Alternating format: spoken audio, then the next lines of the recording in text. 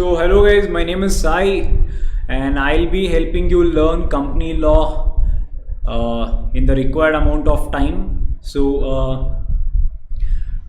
If at all there is any doubt, if there is anything which you are confused, you can stop me then and there. I don't mind repeating the concepts. And until unless you guys are clear, we'll not be moving on to the next concept as well. My one requirement which I demand from students, as and when we are done with any particular chapter or whatever is the amount of thing which we complete, make sure that you are reading and preparing for that particular aspect then and there. So if at all we are completing chapter 1, even you should go home and you have to finish your reading of chapter 1 as well. So main intention, you will be reading one time whatever I'll be showing you, whatever I'll be teaching you in the class, the concepts will be clear here. Just go home and just try to relate. Yes, this is what we studied, this is what it was, so that there will always be concurrence. So whatever you will be seeing, it will go and register. Don't even skip it for one day, because the bad habit always it passes, and the good habit, it takes time. So let us always concentrate on doing it for a continuous time. Clear? That's what I wanted to tell. So stick on to these basic things. I know you have your college also to be managed, but keeping the professional requirement also in mind, I always recommend you to study whatever is discussed in the class as on the date.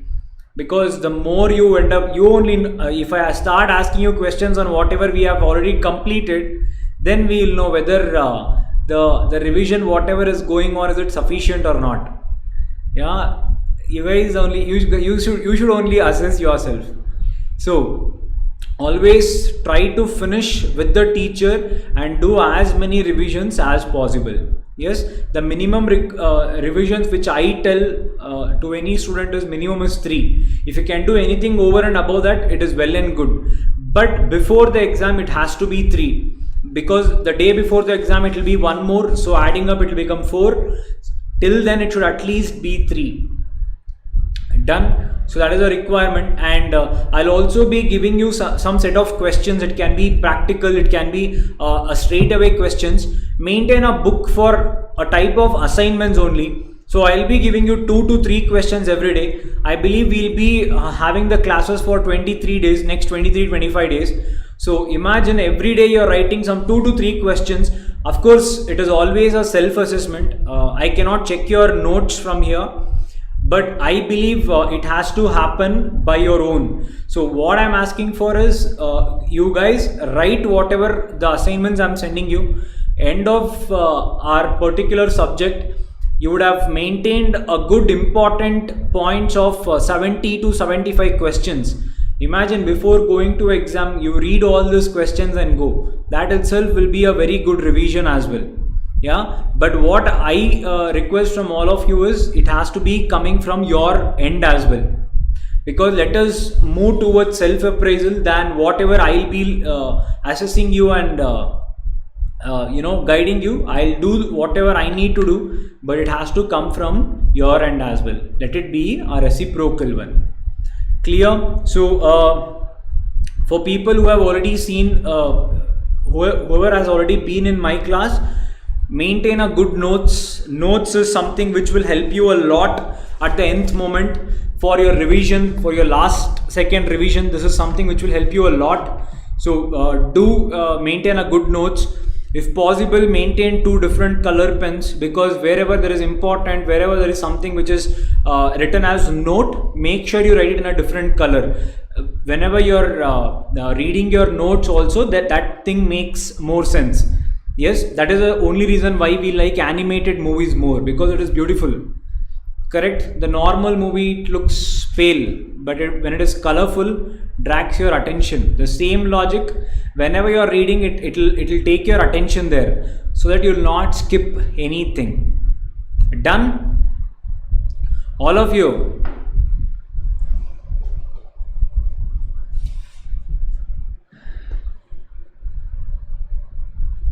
Yes, makes more sense. Okay, done.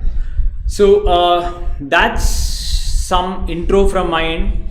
So I believe most of you were part of my previous classes. So I hope you at least know how I look and who I am. What I have done is not relevant. So let us leave it there.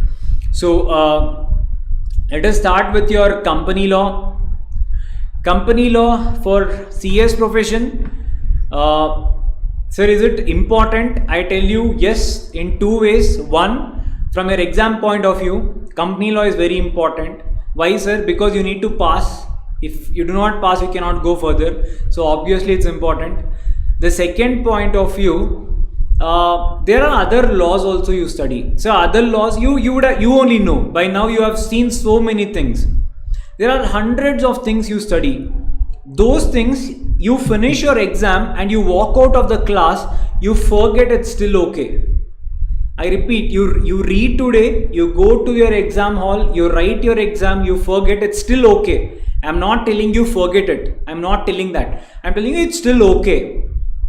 But company law, read it with your soul and heart involved.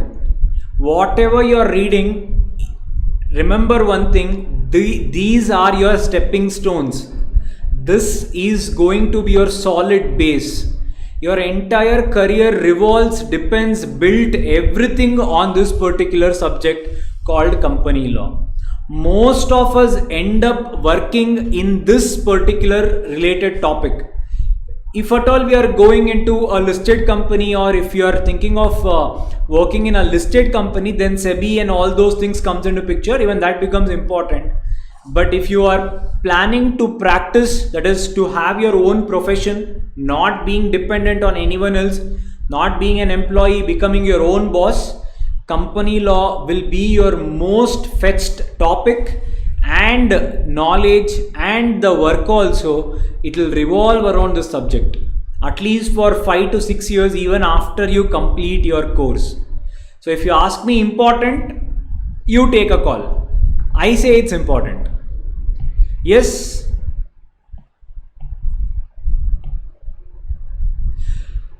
So able to see, follow, any problem till now? If at all there is any lag, if there is any internet connection and all, wait for 2 minutes, because we have one person constantly who is checking that whether the network is working, the screen is fine, all that one person is constantly checking. If it is problem from our end, then we will try to do something here, technical glitch. But if it is not from our end, we are not commenting on it, that means that there is a problem from your end. Wait for 2 minutes before saying that, sir, something problem and all. There can be a little technical issues even from your end. Clear? So however it is going, able to understand, or are you finding it difficult?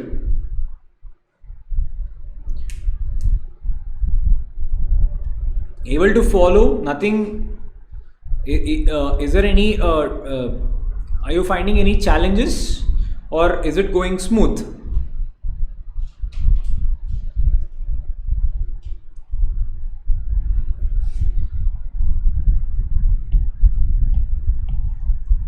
It's fine, it's going good. Okay, awesome, done. So let us start your subject, that is company law. Yeah. So as I told you, it's important from two aspects, one exam, one your career. Now let us first focus on your exam perspective.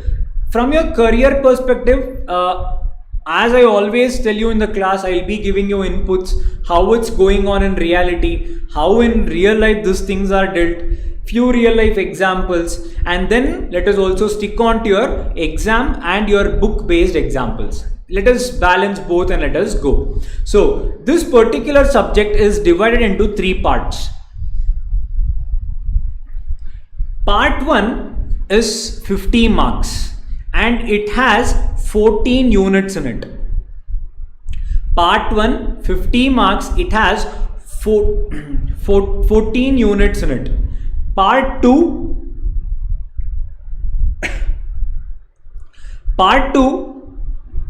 has 40 marks, 6 units. 40 marks, 6 units. Part 3, 3 units, 10 marks. Sir, why do we need to know this? As it is, we'll be seeing everything. Always know the weightage. Whenever you are studying, I'll tell you the big mistake what we generally do. Whenever you are going, I tell two theories. First one, you have to know all 23 chapters. No reason or no excuse there. Sir, is it okay if we study 22, one if we skip as an, that extra one where if we do not study also it is manageable? No. You have to know all 23 chapters. Sir, not possible. No, sir. It is possible. It is possible to know all 23 chapters. At least know what is there, what is not there. If they ask you anything from anywhere, you should be able to manage at least. So, out of 23, you have to know all 23 chapters. No skipping, no additional thing. If time permits, I'll study this chapter. No such thing. Sir, is it for company law or for all chapters? It is for all subjects until you reach your final and you clear. Why so? There was one attempt of mine only. There was one very small chapter. It was of some 11 pages. There was one more chapter which was somewhere around 80 pages. So all of us, what do we feel? That 11 pages is not important. Correct? That 80 pages has more weightage. This 11 was more generic. It was not serving our purpose in detail. It was just generic one. All of us concentrated more on this 80 part. You know, in exam, from this 11 pages, they asked 19 marks. 11 pages, they asked 19 marks. I still have my friends who are still writing CS. One person is still doing CS executive also. I'm not telling he's a bad student. I'm telling he made bad choices. So what I suggest you, whatever you're studying, make it count. If you're giving an attempt, make it count. Don't ever give a namesake attempt, because you're end of the day, you know what it takes. You have to devote too much of time for this particular studies. In that time, at least go and enjoy if you're not giving a proper attempt. When you are giving a proper attempt, forget about all other factors in your life. That should be your equation. Yes? So, in this particular chapter, I told you, for 11 to 13 pages, they asked close to 19 marks. When such things happen, imagine if you had left that chapter. Gone. Even God also cannot save you. So, main important thing, you have to know everything. Sir, should we be perfect in all 23 chapters? That I tell you, know all 23 chapters, but at least be master of 80 to 90% of the syllabus. No 100%, but be a master of 80 to 90%. Bruce Lee always says, I'm always scared of that person. I'm not scared of that person who knows 1,000 different moves, but I'm always scared of that person who has practiced one move 1,000 times. So when I said read all 23 chapters, just don't keep on reading, and you don't end up being a master in any one particular chapter. So know all 23 chapters, but be perfect in at least 80 to 90% of your syllabus. If you're thorough in 100%, well and good, but at least 80 or 90% be a master. Clear? That is the reason why I showed you this. Always have the weightage in your mind. 14 units, 50 marks, 6 units, 40 marks. Day before the exam, be a master in this particular part. Yeah? And whenever there are parts in your particular subject, all mistakes, even I as a student I did. That is the reason I tell all this on the first day. I don't want to preach which has already been done on the last day. With whatever I tell, if you can correct yourself for the prospective future, it is always good for you. So whenever you are studying part 1, part 2, part 3, our regular and everyday's mentality, whenever we start from first page. Do not do that. Always do permutations and combinations. When you read the book for the first time, read part 1, part 2, part 3. When you're reading it for the second time, read part 3, part 2, part 1. When you're reading for the third time, read part 2, part 3, part 1. Why? Always remember, any subject, this happens with everyone and it is quite common also. Whenever you are reading the last chapter, you will not have that interest, you will not have the same grasping power. Your mind depreciates by the time you reach the last pages. Always have a permutation. So, if you end up taking part 3 for your last days always, the amount of interest, the amount of knowledge you are getting from the part 3 will always be less. Always have permutations and combinations. Clear? What is the chapter? I'll not tell you what is the chapter, what we'll be seeing. We'll be seeing whenever we are seeing that particular chapter in detail. Clear so far? Did it make any sense? Did it change the perspective, whatever you have been doing things till now? Yes, correct. So, and take the assignment part also seriously. I want all of you to clear, try to score an exemption also. I'll tell you as and when we go through the class, I'll tell you what are the small things like this which will actually make difference. In my executive, I had scored, I'll tell you what will make the difference. In my executive, I had scored 42 in company law.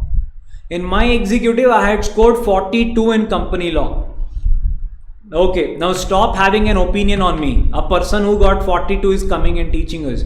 Now, because I was completely from a different background. I came from science.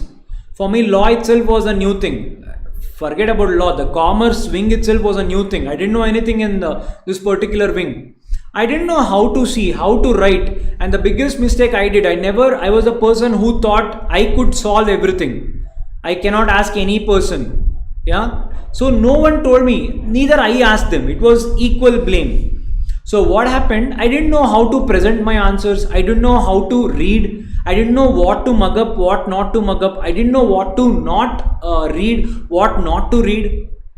How much to read, how much not to read, how much to leave off. Should I read the entire chapters? We do have this, right? If we are from degree or if we are doing anything else, we have tendency of skipping chapters. That is quite common and often also. So that is what I straight away did in my CS also. And this is what I ended up with, 42. People wondering what is 42? 40 is your passing. I got 42. I just got 2 marks. Anyone who have already given an attempt? Or is it like baby boys? You are yet to do your debut match. Anyone has already given an attempt? Don't take me bad. It's just to know to whom I'm teaching to. That's all. It doesn't make I'll not do any partiality or all. So it's no, clear. Okay, done. Okay, so how much marks do you think you can score in subjects like this? Company law. What is your what are you thinking to score? Company law. Don't give me fancy marks. Huh? Don't just tell 100 and all. Give me reality. How much do you think you can score? 45. Sricharan 50. Okay. Okay, 50. Okay. What is company law in module 1 or module 2? 50 plus. Okay. Module 1, okay. What and all subjects are there in module 1? What and all subjects are there?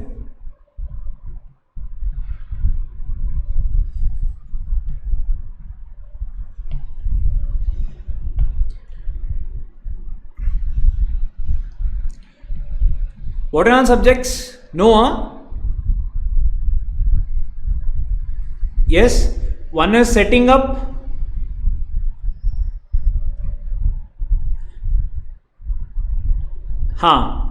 Jurisprudence. Tax, correct? Yes. Okay. Now tell me, company law, how much do you want to score?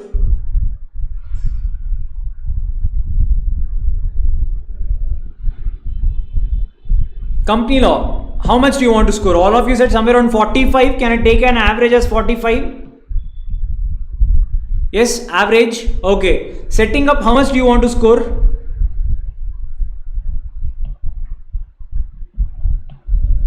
Setting up. Okay, let me take an average. Okay, 50. Jurisprudence, how much you want to score? Tell me how much you can score. Don't just tell this is the marks I want.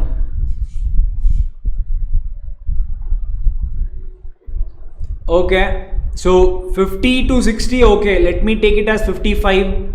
Okay, tax.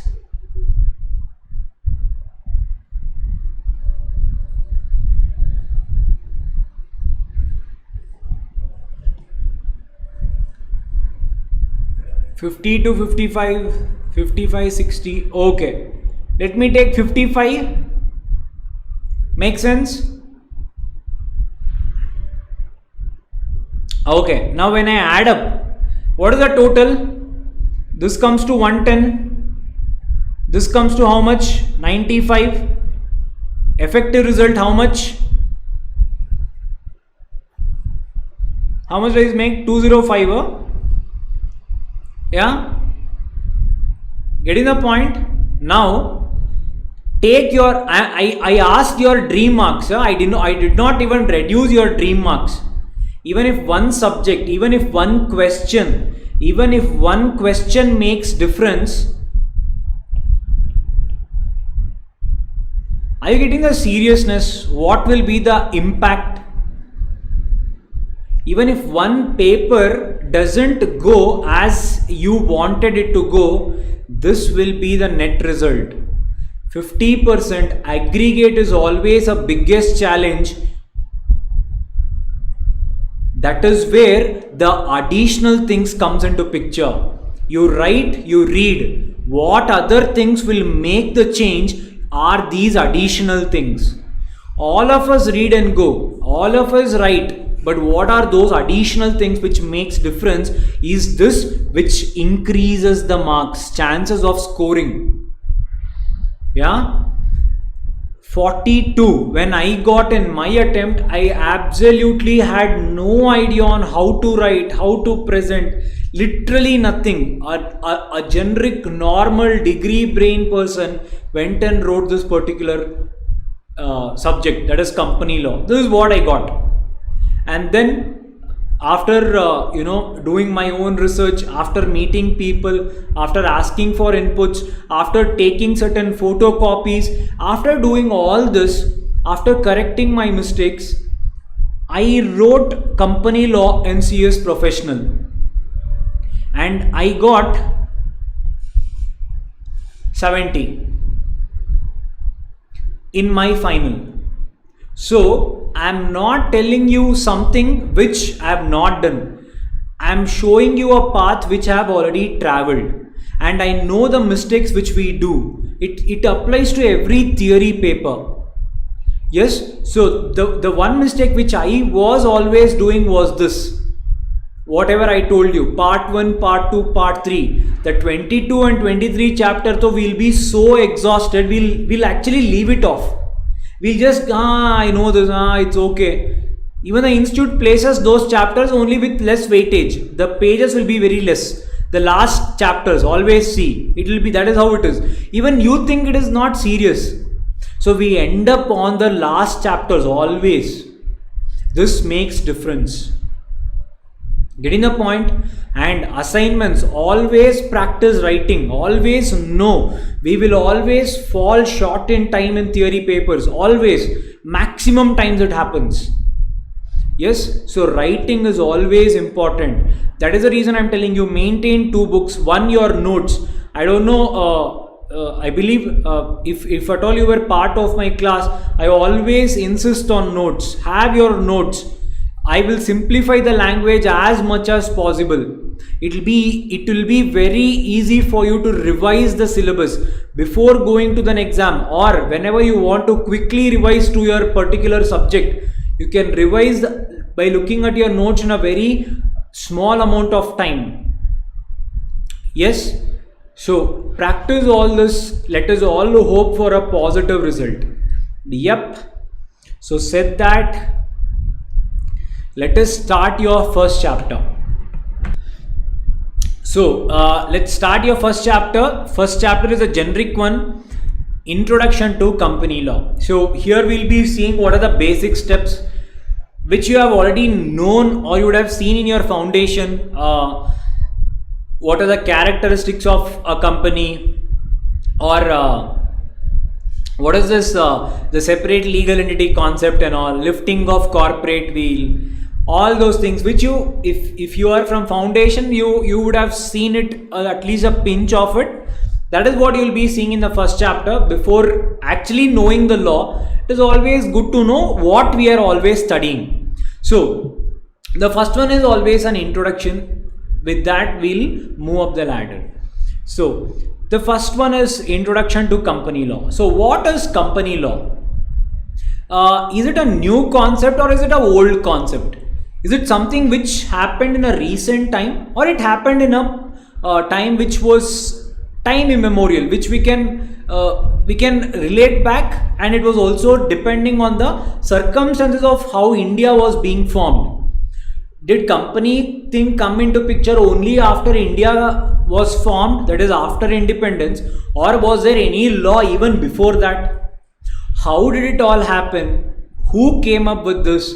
How did it come into picture? Who introduced this law to India? That is what we'll be seeing in this, and we'll also see how it evolved to today's Companies Act 2013, whatever you are seeing today. Did it come directly to Companies Act 2013, or did it come in a stage wise?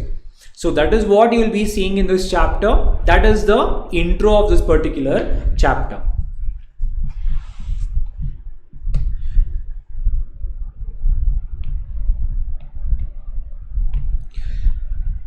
So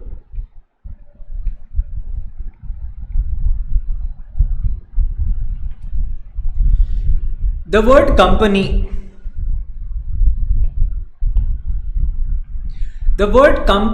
was derived from a Latin word. The word company was derived from a Latin word which means come and panis. Come means together.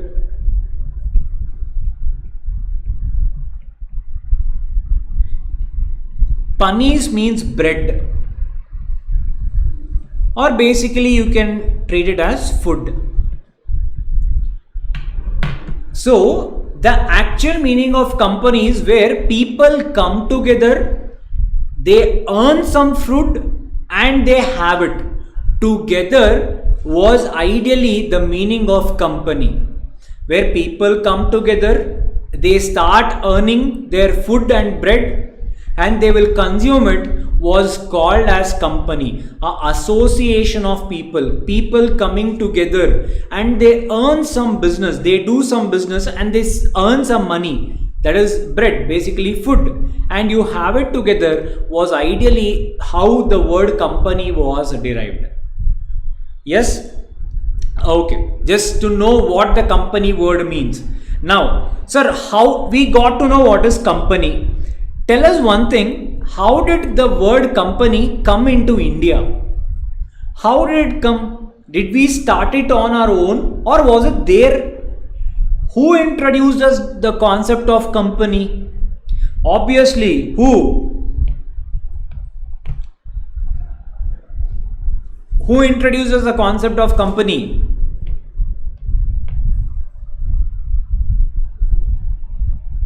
British Raj. Okay, which was the first company? Which was the first company in India?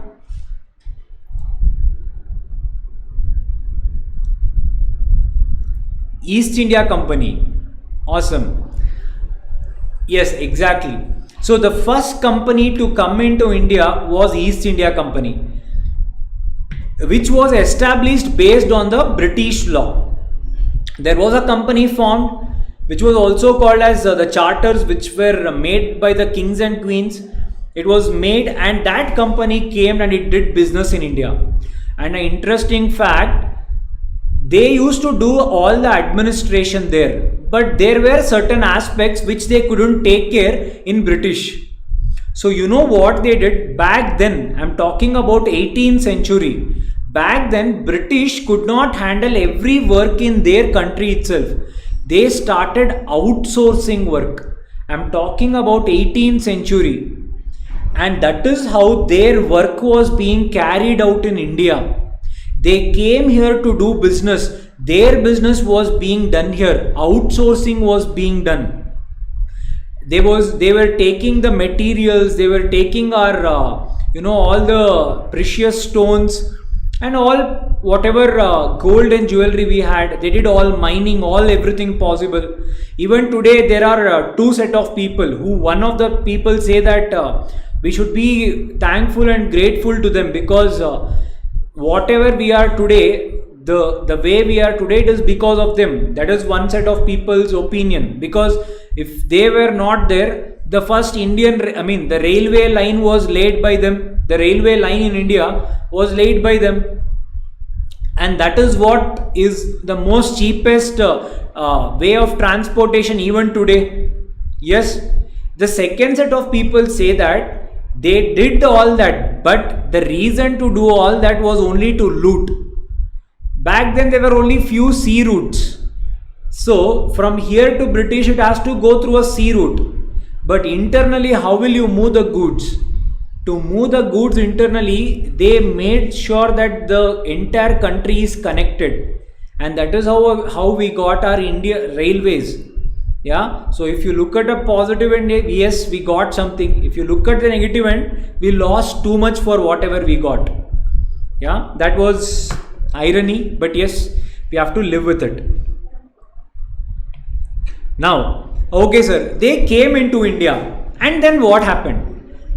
When one person is doing a business in the form of company, the others were also motivated. Even they wanted to do business, just like the company whatever is being bought by Britishers. Why? Companies has its own advantages. What are the advantages? We'll see as we go in the chapter. All others were also inspired by this particular type of business. They also wanted to do. So they also wanted to register companies in India. How to do? We didn't had any such laws. Then what to do? That is why the first legislation regarding Companies Act was passed in India, and this was the journey of company law in India. History and development of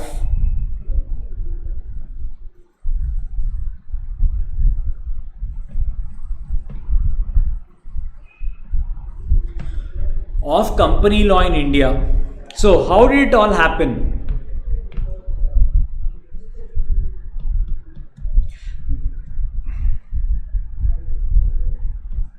The first law that was introduced in India was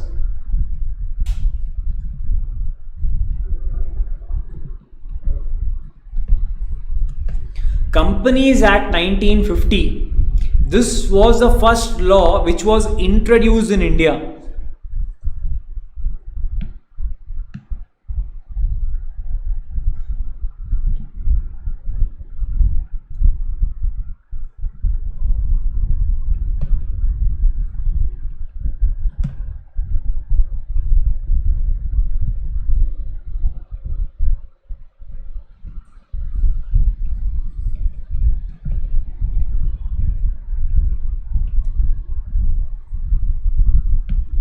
Okay sir, they passed it. And what was the importance of this particular Companies Act 1950?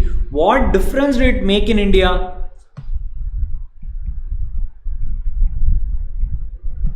So features of this particular thing was,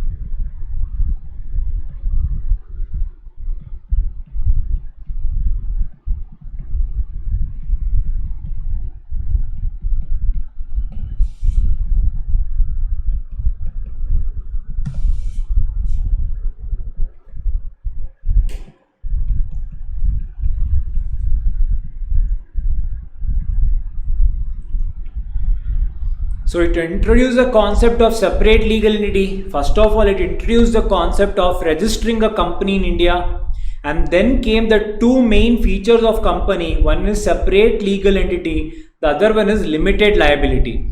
What are these two things? We'll be seeing in the company's features. So right now, do not bother much about these two things.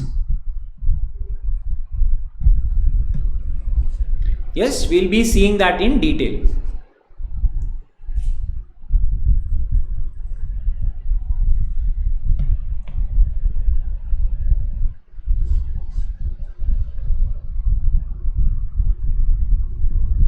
And this further developed, and there was one more, guys, this is 1850, this is not 1950, 1850 it is.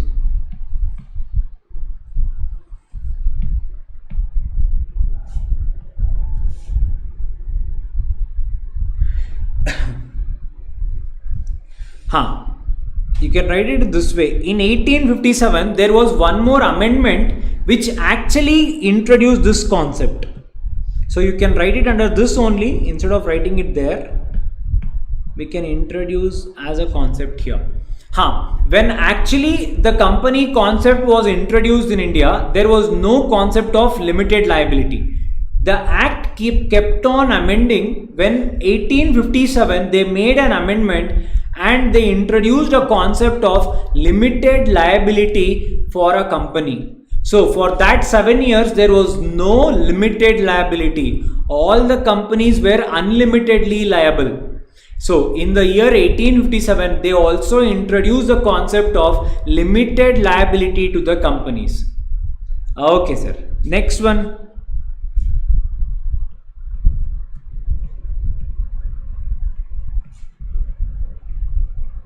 In the year 1882,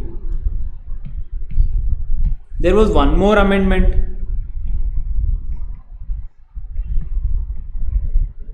Liability of members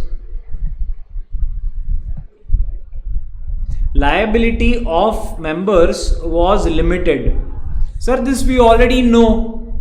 It was introduced in 1857 only. But what else did they introduce here?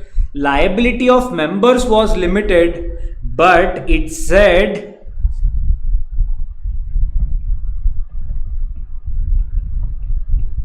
but directors were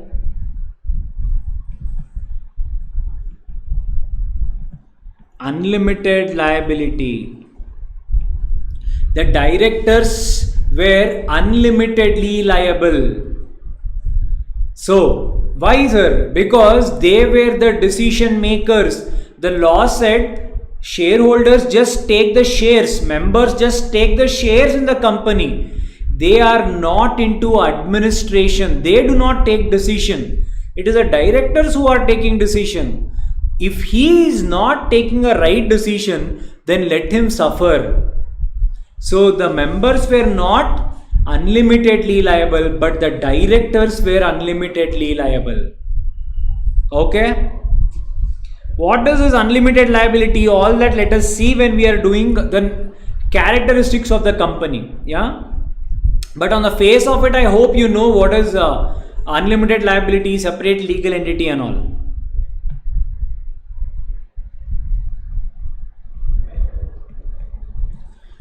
And then came 1913 Act, Companies Act 1913.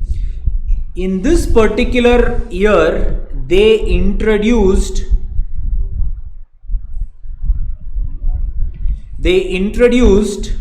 concepts of private company,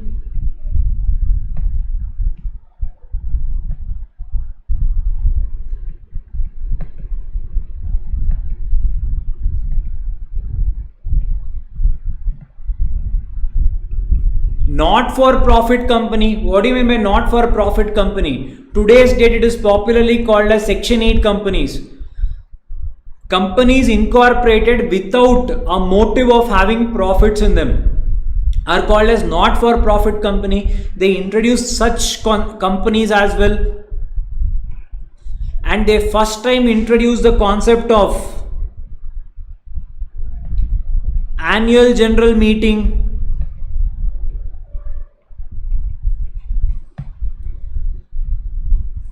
AGM, popularly called as AGM.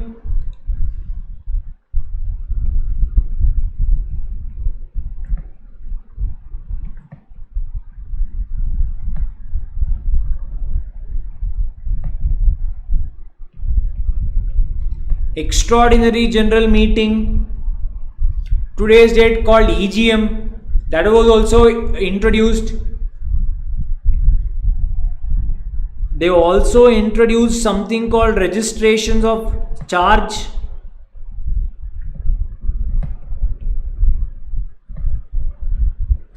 What is charge? Charge is nothing but you can write it as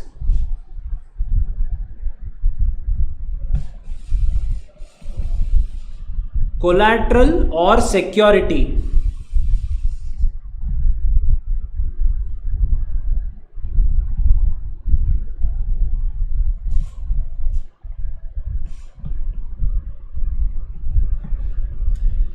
So whenever I am writing, if at all you do not know a word, I'll make sure that you would not need a dictionary while you are reading. So whenever the word is complicated, then and there I will write that particular concept there.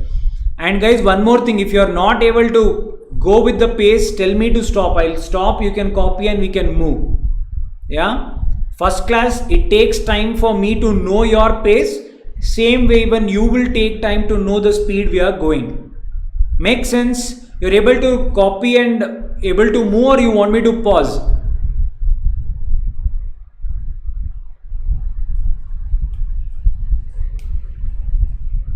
Able to go with the pace, or you want the writing thing to be slow?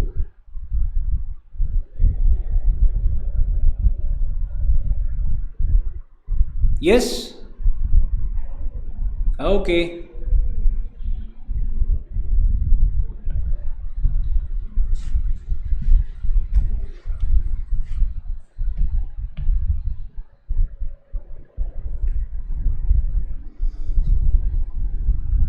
So majorly these concepts were introduced in the year 1913.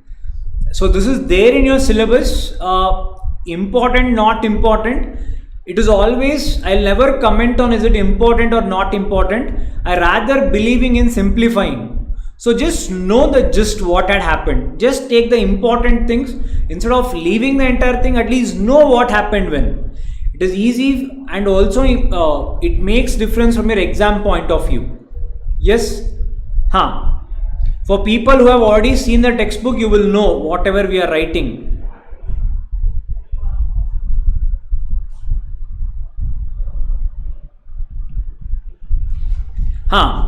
The next one. Then finally we came to something called as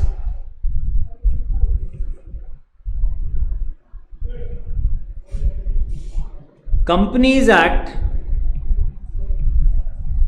1956. Sir, what is the difference, sir? Why is it so predominant? Companies Act 1956. Why is it important, sir? Till now, whatever laws we saw till 1913, there were many amendments. These were the important ones. Till now, till here, it was called as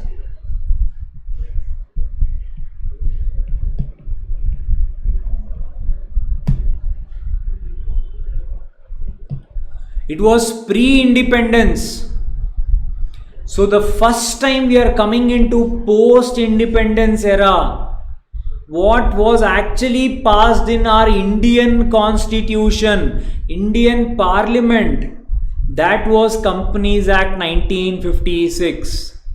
Finally, a law was made in our post-independence era. So that was Companies Act 1956. This was a huge book. Feel yourself very lucky for not being not being a graduate before 2013. If you were, then you would have to study 1956 Act. Companies Act 2013 came into picture almost effectively from 2014. Until 2013, this was a law applicable for your exams also. Why, sir? Why is it so complicated?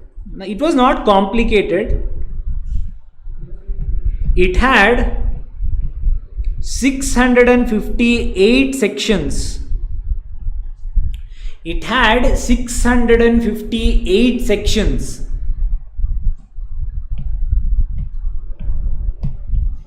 And why else was this particular law passed? It was passed to consolidate and amend all earlier laws. So there were enough laws made on company laws. There were enough amendments, different legislations were made. We wanted one law to refer. So here only, if you can see, we have written so many. There were even more amendments. There were even more laws which were passed. It was very difficult to give reference to all these particular enactments. So the main intention was to consolidate. What do you mean by consolidate? Combine.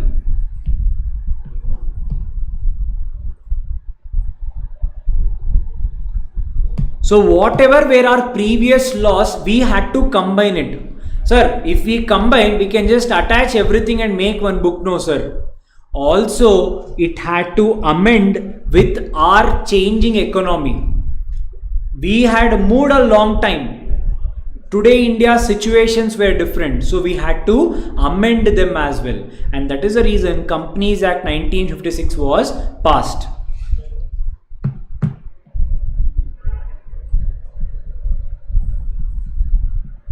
So it was based on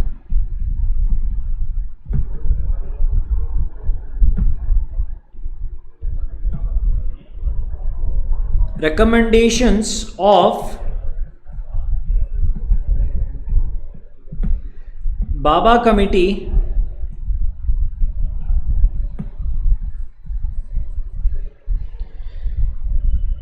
there was a committee which was formed called as Bhabha Committee. They made an amendment and they went through the entire law and they realized that what are the changes required in today's Indian scenario, and then they introduced this particular Companies Act 1956. Yep. And you know what, one funny, one interesting fact to know, when we passed Companies Act 1956, forget about passing Companies Act 1956.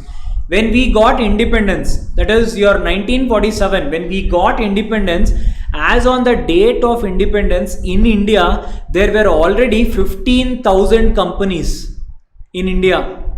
15,000 registered companies were already there in India. I am talking about 1947. On the date of independence, 15,000 companies were there.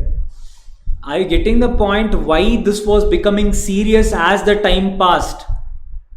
Yeah, back then there were only one or two things, but as the time passed, this was the number of companies which were actually in India at the time of independence. Yeah, a good fact to know, 15,000 companies.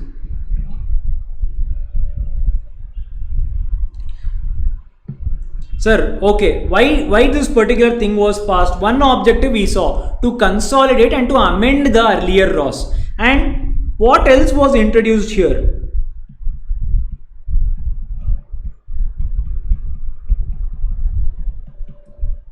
So what was the objective?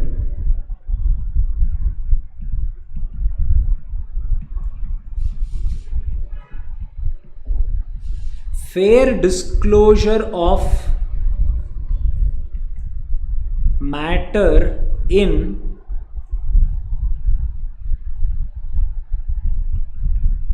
prospectus,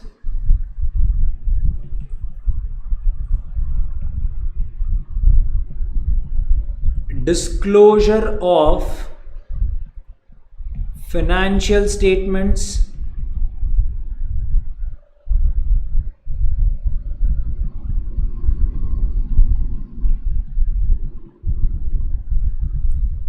protection of minority shareholders.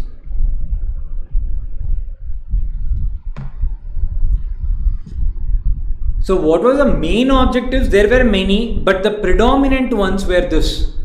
Whenever a company goes for a public offer, meaning what? Whenever you are going and issuing your shares to the public, there is a document you give called as prospectus.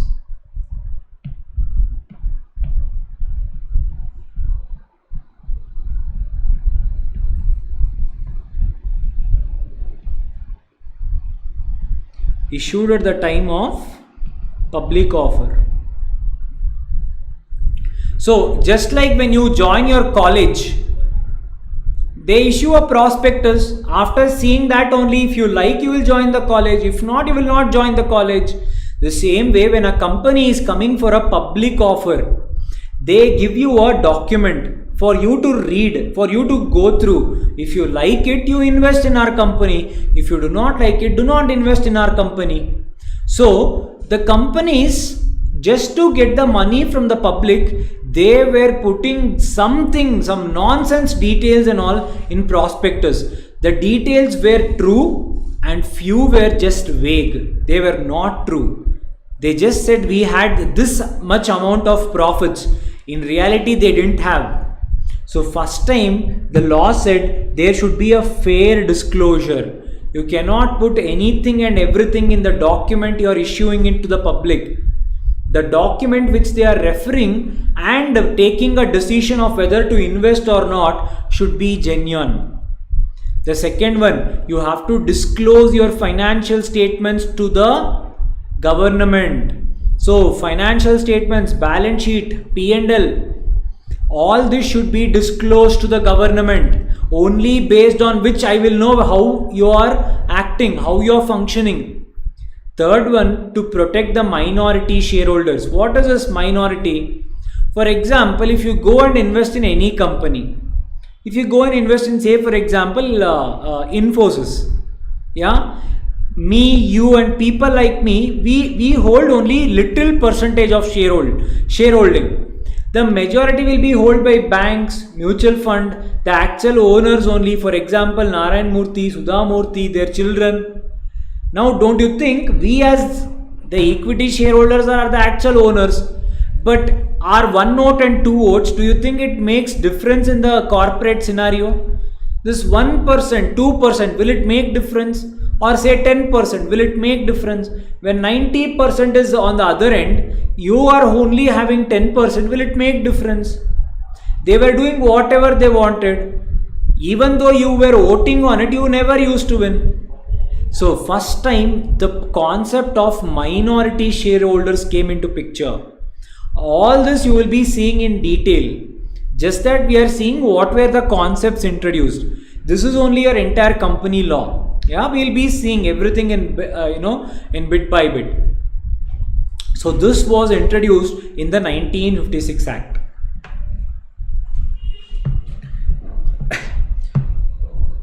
And even the 1956 Act, we had to change it. Again, the time was passing by, there were changes in Indian scenario. We couldn't keep up with the pace. So we had to again change it. We introduced an Amendment Act. There was an amendment in the year 1999. In the year 1999, and they further introduced some new concepts. What were the new concepts?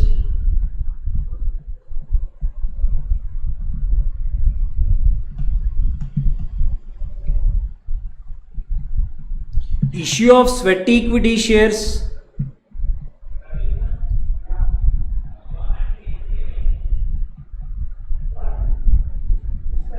buyback provisions,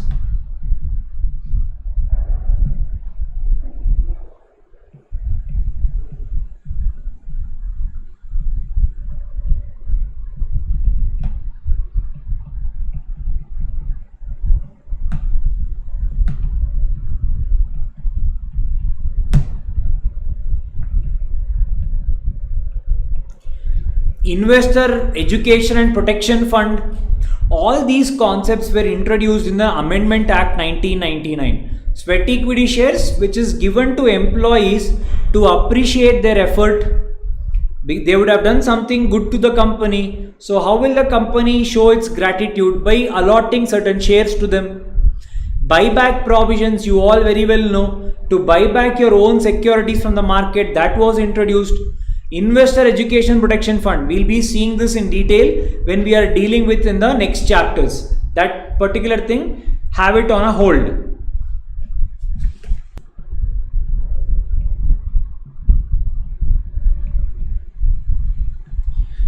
Companies Amendment Act 2000, again certain concepts were introduced.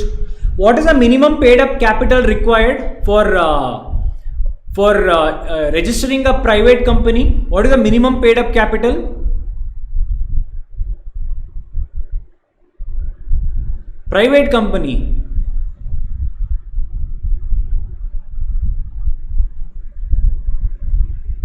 Public company. Public company. Yes, all of you remember the concept. Minimum paid up capital for private company is 1 lakh. Minimum paid up capital to register a public company is 5 lakh. Correct? All of you remember or not? Yes. Sir, when was this introduced? It was introduced in 2000. Private company is 1 lakh. Public company is 5 lakh.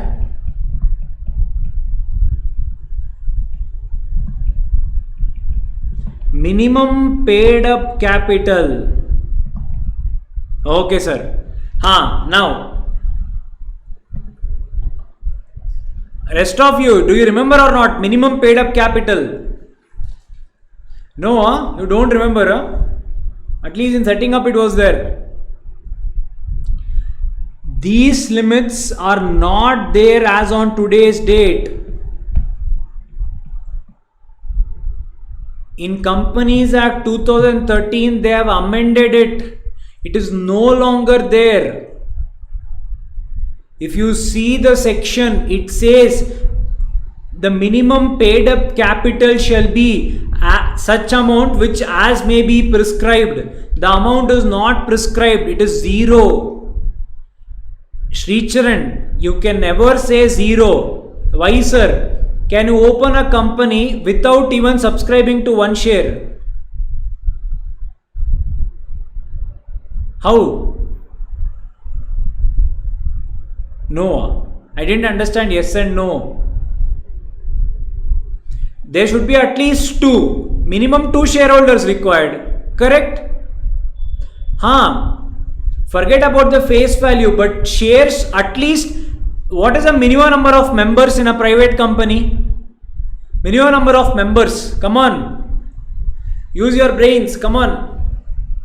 2 or 3. I'm not asking directors, shareholders. Okay, 2. Public company,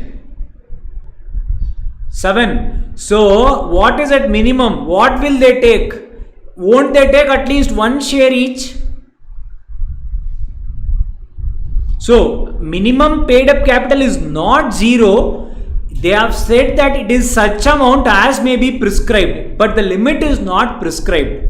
So, whenever you are saying, you just say it is removed off. Now there is no minimum capital requirement. It is such amount as may be prescribed which the company wants to take. Done?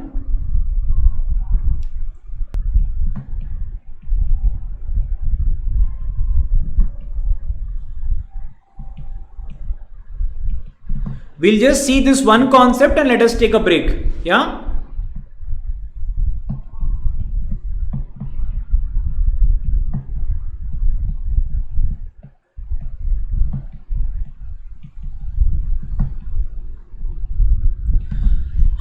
In setting up, if you remember, conversion, private to public, public to private, from that to this to that, that first was introduced in the Amendment Act 2000. how to convert a public company to a private company. The provisions, the scenarios was first introduced in the Amendment Act 2000. Yes. And finally they reached a stage of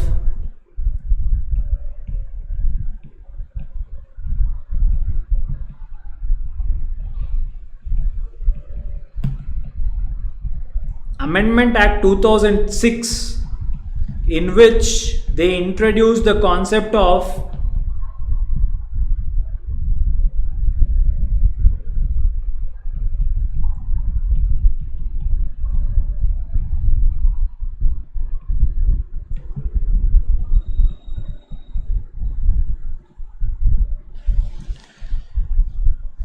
till 2006, people used to file things physically, either by courier or in person. They used to go and submit the documents.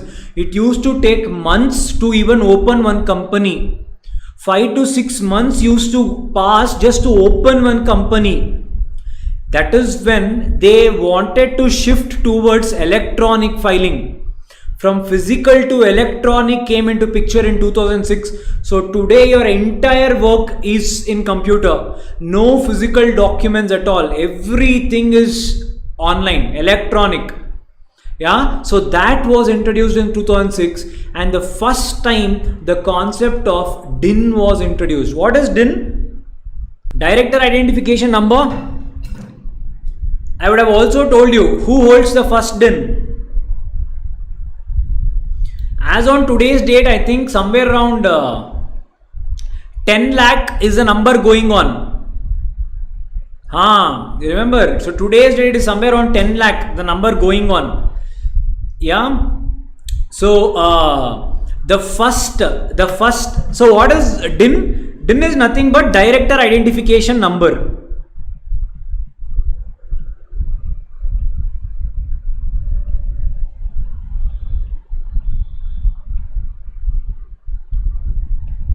Now, there can be two people. Say for example, when I say Tata, or say for example, if I say Ambani, there are three people whom you can think of: Mukesh, Anil, Dhirubhai. So, it became difficult to know the directors with their name. High time that we wanted a number to be given to all the directors of the company. Why? To track their details, to know about them, to know what is going on. Is he a proper man or not? A company, before appointing a director, they should know about him. That is when they introduced the concept of DIN. This project was given to TCS. Back then, Tata was having this project for developing this DIN to the government. So, Ratan Tata has the first number. So the first DIN ever in India is being given to Ratan Tata, because he only did it. He checked it whether it is not working or not, and that is how this particular thing came into picture. Yes. And one more interesting fact, which it's not important from your exam point of view, but good to know things. The first company to be incorporated in India, first ever company, the company's name is Junjunu Commercial Company Limited. The company's name is Junjunu.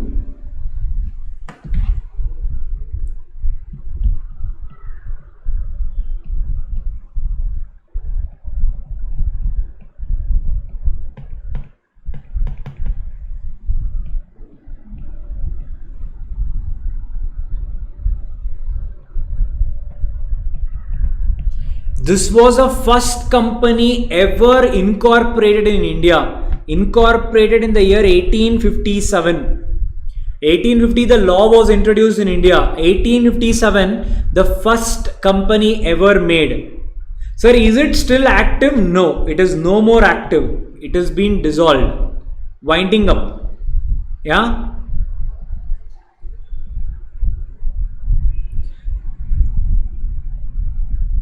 There is one company which was incorporated, and this is the only company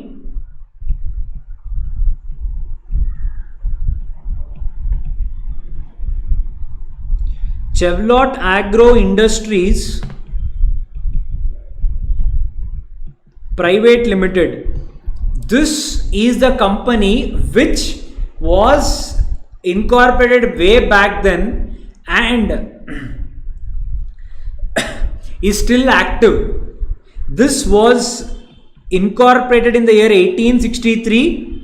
It is still active. The oldest company incorporated in India and active is this company, Chevlot Agro Industries Private Limited. Just for your FYI, nothing important from an exam point of view, but just good to know. If you go on MCA and if you check, these details are still available. Good to know, right? I mean, how we started, where are we? Imagine how it will be. The first company which was ever incorporated, or the company still to be there, which was incorporated in 1863. Not sure how many generations would have changed.